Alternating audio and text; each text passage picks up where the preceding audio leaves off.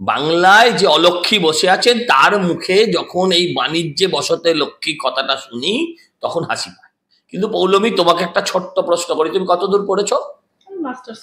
তুমি মাস্টার্স করেছো।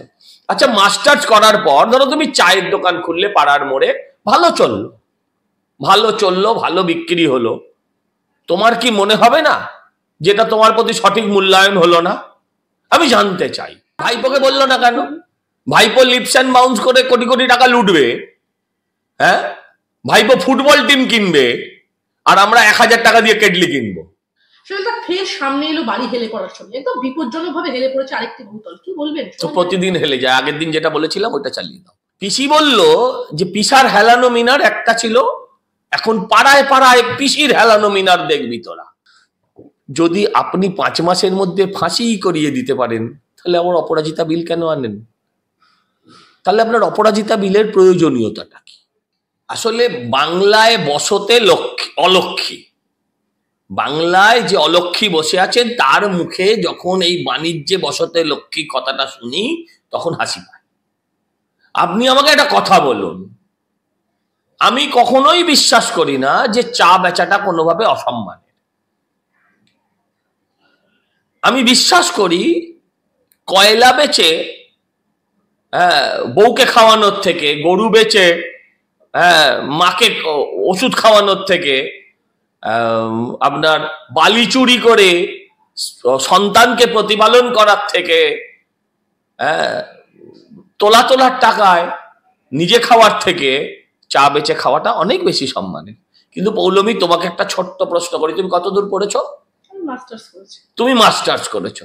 আচ্ছা, মাস্টার্স করার পর ধরো তুমি চায়ের দোকান খুললে পাড়ার মোড়ে, ভালো চললো, ভালো বিক্রি হলো, তোমার কি মনে হবে না যেটা তোমার প্রতি সঠিক মূল্যায়ন হলো না?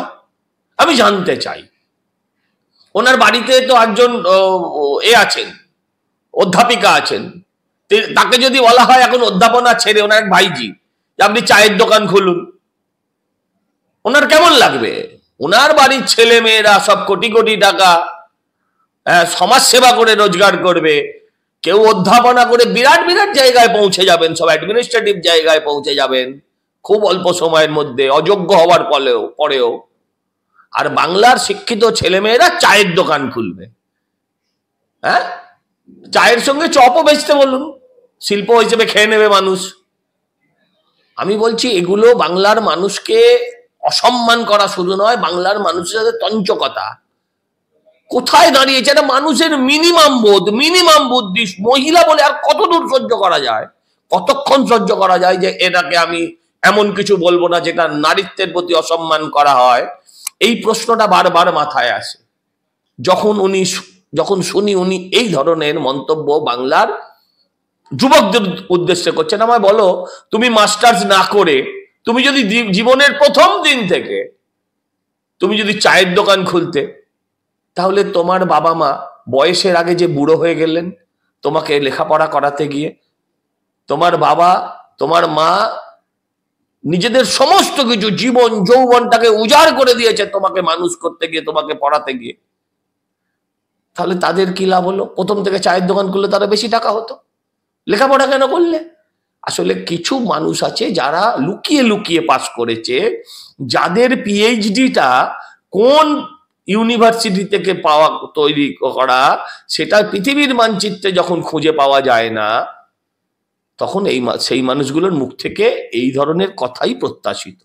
ভুলটা ওই মানুষটার নয়, ভুলটা আমাদের বাংলার মানুষদের, পাপ আমাদের, আমরা যাকে ওই আসনে বসিয়েছি।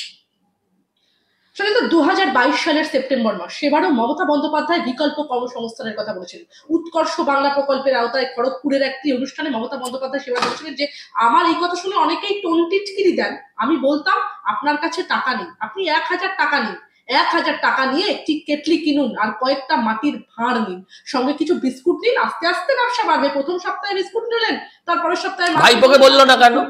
ভাইপো লিপস অ্যান্ড বাউন্স করে কোটি কোটি টাকা লুটবে, হ্যাঁ? ভাইপো ফুটবল টিম কিনবে আর আমরা 1000 টাকা দিয়ে কেটলি কিনবো। কেন ভাই?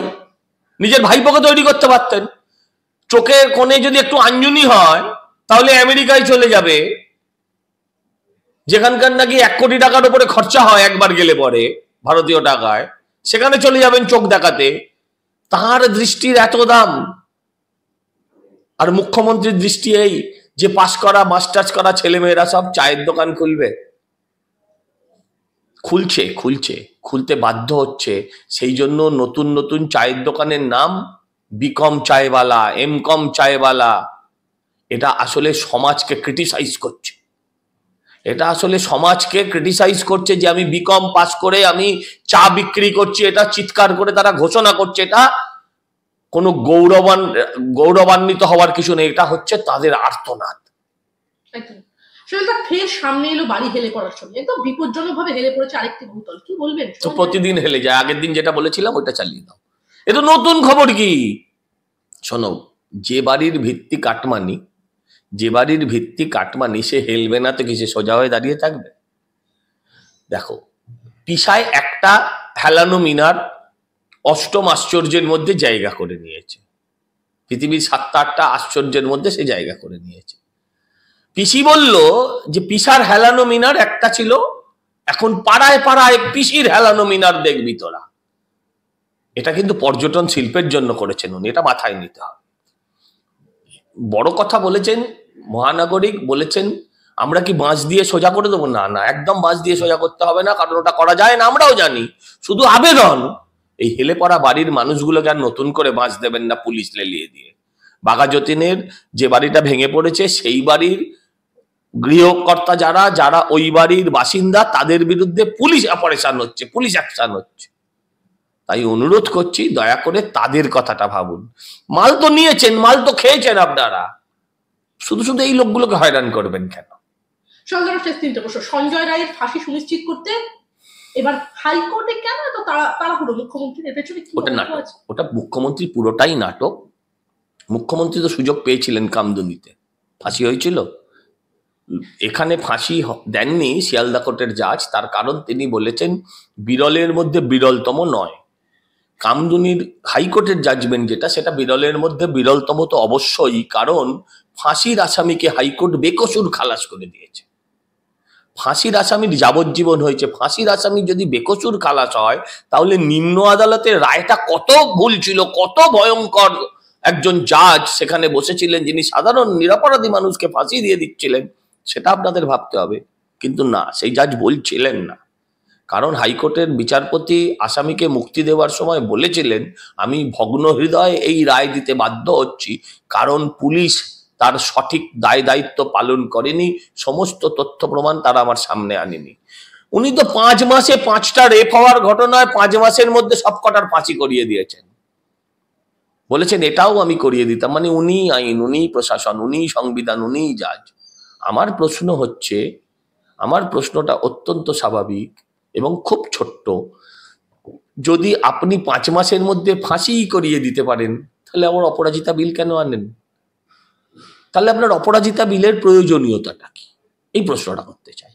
আপনাদের অপেক্ষা করতে হবে, আপনাদের দেখতে হবে শেষ অবধি এই যে 4-5টা কেসের 4টে কেসের ফাঁসি হয়েছে তাদের শেষ অবধি কি হয়, কারণ তারা তো হাইকোর্ট যাবেই। হাইকোর্টে কি হয় দেখো। একদিকে সঞ্জয় রায়ের আইনজীবী কবিতা সরকার বলছেন আমার মক্কেলের সম্বন্ধে কোনো সরাসরি কোনো প্রমাণ নেই। অন্যদিকে নির্যাতিতার বাবা মা বলছেন, মুখ্যমন্ত্রী বলছেন রাত্রি 2টো অবধি পর্যবেক্ষণ করছেন, একদম কড়া নিন্দা করছেন। কি বলবেন? নাটক করছেন মুখ্যমন্ত্রী, পুরোটাই নাটক। নাটক ছাড়া কিচ্ছু বলেনি। যার জন্ম তারিখে গন্ডগোল, মানে যার জন্মের শুরু থেকে যার ভুল ভ্রান্তি দিয়ে বিভ্রাট দিয়ে শুরু, সে মানুষকে বিভ্রান্ত করবে, সৃষ্টি করবে, মানুষকে ভুল বোঝাবে, এটা তো খুব স্বাভাবিক। মুখ্যমন্ত্রী এত ভালো নাটক করেন। আমি বলছি, নাট্য জগতের রানী বলে একজন ছিলেন, খুব অসামান্য একজন নায়িকা ছিলেন, মানে নাটক চরিত্র ছিলেন, বীণা দাশগুপ্ত। তিনি আজকে আর নেই। খিদিরপুর আপনার এই চিতপুরের যাত্রাপালার ওই জায়গাগুলো তার জন্য এখনো আসন খালি হাহাকার করে। মমতা বন্দ্যোপাধ্যায় গেলে কিন্তু এই আসনটা, মানে সঠিক ব্যক্তিকে আরেকবার খুঁজে পাবে। আরেকটা নতুন নায়িকা পাবেন, যিনি সকাল থেকে বিকেল অবধি মিথ্যে ছাড়া কখনো সত্যি বলেন।